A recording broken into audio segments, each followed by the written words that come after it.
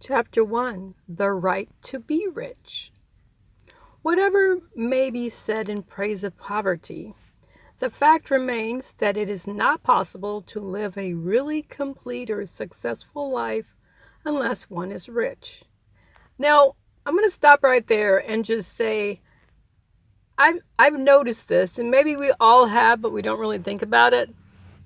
But I've just noticed this. When you have money in your bank account, for instance, and you go to the store and you start buying things and your bank account starts getting lower and lower, and it's just like it just melts away. So being rich, to me, as to him, it makes sense. Why wouldn't you want to have more than enough? Let's just leave it at that for now. Okay, so the fact remains that it is not possible to live a really complete or successful life unless one is rich. No man can rise to his greatest possible height in talent or soul development unless he has plenty of money. For to unfold the soul and to develop talent, he must have many things to use, and he cannot have these things unless he has money to buy them with. A man develops in mind, soul, and body by making use of things, and society is so organized that man must have money in order to become the possessor of things. Therefore, the basis of all advancement for man must be the science of getting rich. And so again, I'm going to stop and say, he is saying, based on the way our society is organized, we have to have money. However, if our society was organized in a different way, we would not have to have money. For instance, if we did more trading, but we would still need money to make things to trade with. But again, the idea is that you need more than enough. Okay, the object of all life is development. Everything that lives has an inalienable right to all the development it is capable of attaining. Man's right to life means his right to have the free and unrestricted use of all the things which may be necessary to his fullest mental, spiritual, and physical unfoldment, or, in other words, his right to be rich. In this book, I shall not speak of riches in a figurative way. To be really rich does not mean to be satisfied or contented with a little. No man ought to be satisfied with a little if he is capable of using and enjoying more. The purpose of nature is the advancement and unfoldment of life, and every man should have all that can contribute to his power. Elegance, beauty, and richness of life. To be content with less is sinful. Now I know some people might say, well, I'm a Christian, and that's not what they teach in the Bible. That's what they're teaching in this book. Moving on. The man who owns all he wants for the living of all the life he is capable of living is rich, and no man who has not plenty of money can have all he wants. Life has advanced so far and become so complex that even the most ordinary man or woman requires a great amount of wealth in order to live in a manner that even approaches completeness. Every person naturally wants to become all that they are capable of becoming. This desire to realize innate possibilities is inherent in human nature. We cannot help wanting to be all that we can be.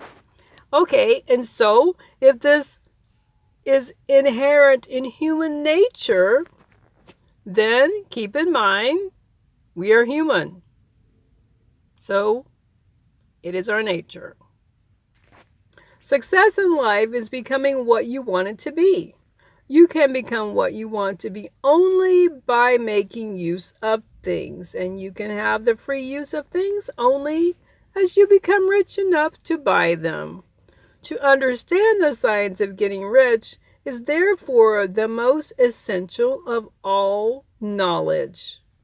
There is nothing wrong in wanting to get rich. Let me say it again. There is nothing wrong with wanting to get rich. The desire for riches is really the desire for a richer, fuller, and more abundant life. And that desire is praiseworthy. The man who does not desire to live more abundantly is abnormal. And so the man who does not desire to have money enough to buy all he wants is abnormal. Now, I'll have to stop there again. Abnormal.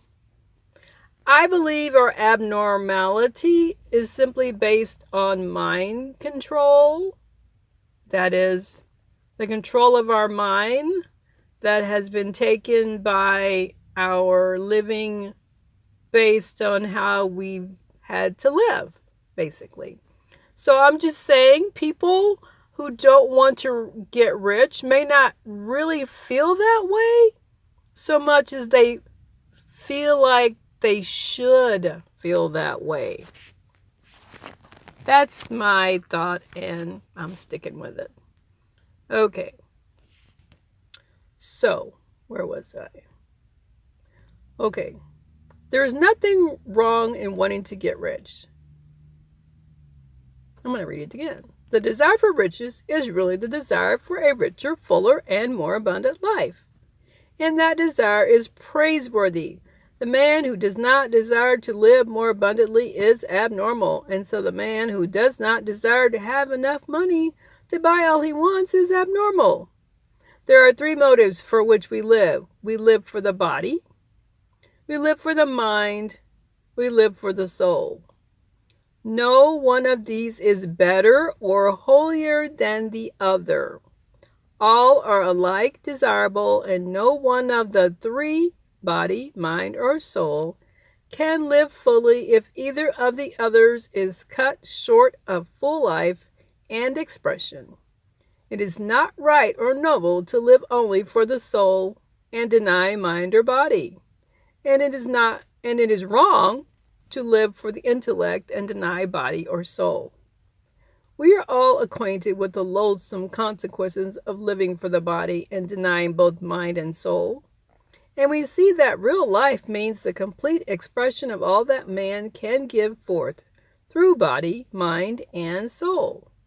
Whatever he can say, no man can be really happy or satisfied unless his body is living fully in every function, and unless the same is true of his mind and his soul. Wherever there is unexpressed possibility or function not performed, there is unsatisfied desire. Desire is possibility seeking expression or function seeking performance. Man cannot live fully in body without good food, comfortable clothing, and warm shelter, and without freedom from excessive toil. Rest and recreation are also necessary to his physical life. He cannot live fully in mind without books and time to study them, without opportunity for travel and observation, or without intellectual companionship. To live fully in mind, he must have intellectual recreations and must surround himself with all the objects of art and beauty he is capable of using and appreciating. To live fully in soul, man must have love, and love is denied expression by poverty. A man's highest happiness is found in the bestowal of benefits on those he loves. Love finds its most natural and spontaneous expression in giving. The man who has nothing to give cannot fill his place as a husband or father, as a citizen or as a man, and it is in the use of material things that a man finds full life for his body, develops his mind, and unfolds his soul. It is therefore of supreme importance to him that he should be rich. It is perfectly right that you should desire to be rich. If you are a normal man or woman, you cannot help doing so. It is perfectly right that you should give your best attention to the science of getting rich, for it is the noblest and most necessary of all studies. If you neglect this study, you are derelict in your duty to yourself, to God, and humanity, for you can render to God and humanity no greater a service than to make the most of yourself. And I will just say about the last part, Self-care is very important because if you're not caring for yourself, it's going to be really hard to care for others. I'll be back with chapter 2.